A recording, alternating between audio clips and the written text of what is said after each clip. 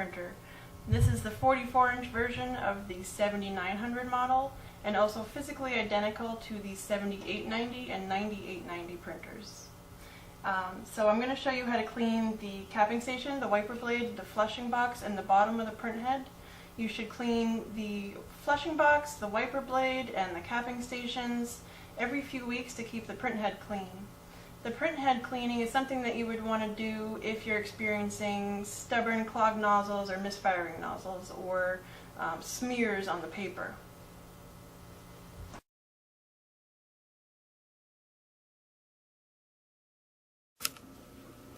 I'm going to turn the printer on in serviceman mode, pushing the down, center, and right button while turning it on.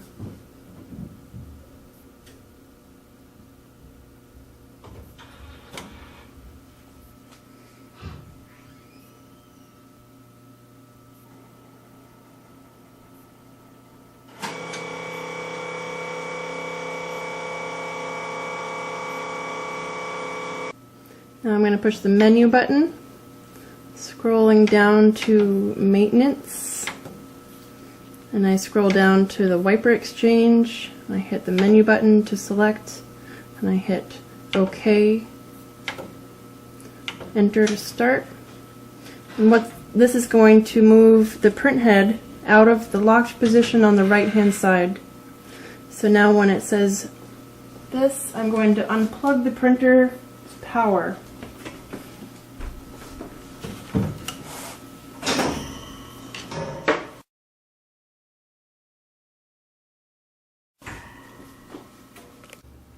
So when the print head moves out of the way, right here you can see about half of the flushing box, and right here is a half moon shaped wiper blade. This whole cleaning assembly moves up and down, and if it's up all the way, you can see the capping station assemblies. And with this printer model, this is a 9900, there's different capping stations for each colored pair.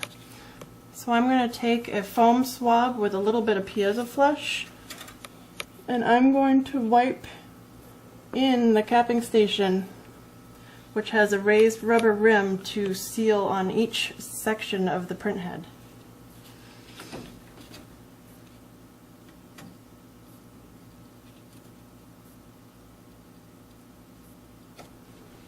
And then I'm going to blot it right here with a paper towel, and then I'm going to wipe it again.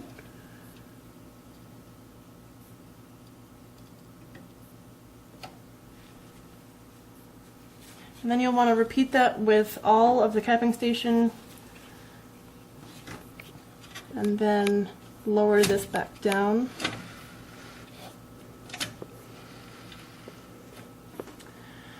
So now the wiper blade right here is small, and it cleans each pair separately. So the wiper blade can actually be removed very easily. You just squeeze this tab. So the wiper blade is just this little piece here, and it gets really gunky.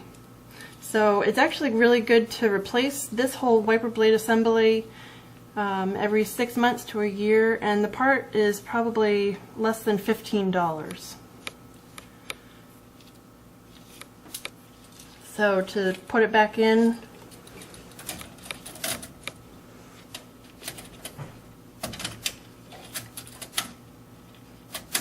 there we go. So I can use the foam swab again with the wiper blade in the printer and wipe on the inside of the cup is where it actually wipes along the print head. So I want to make sure that that stays clean. And now I lower it down the rest of the way so I can see the whole flushing box right here. And I'm going to use the syringe with a blunt tip needle with piezo flush solution. And I'm going to start on the top of the pad, and I'm going to inject, and then I'm going to use some Bounty paper towel folded, and I'm going to just gently blot on the surface.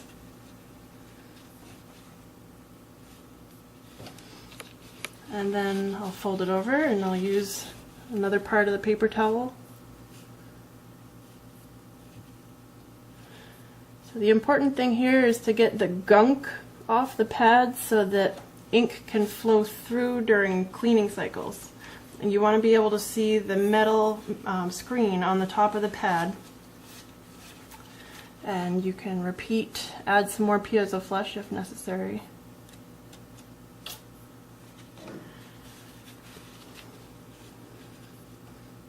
And blot again here. So it's never going to get completely clean, but it's important that you don't have a layer of crusted up dried ink gunk there, and you want to be able to see the whole screen.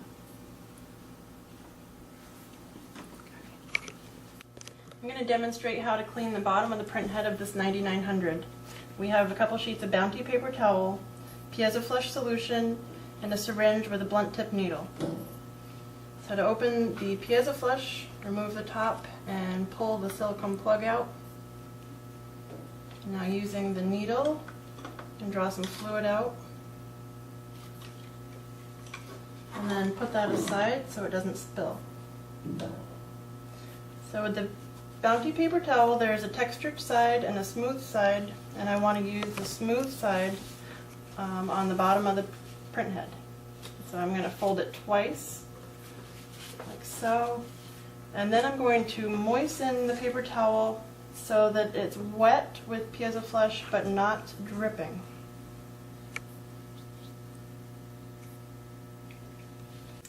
So it's nice and moist, and I flatten it.